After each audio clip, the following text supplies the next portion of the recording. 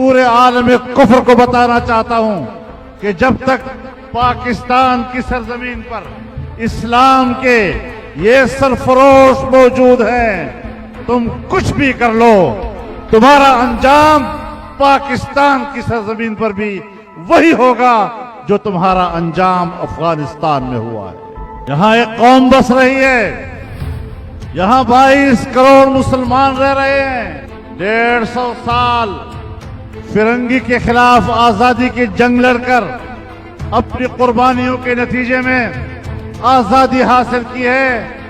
ہم نہ اسٹیبلشمنٹ کو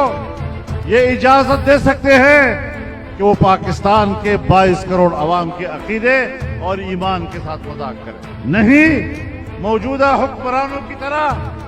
یہود کے ایجنٹ کو اس بات کی اجازت دے سکتے ہیں کہ تم پاکستان کے اندر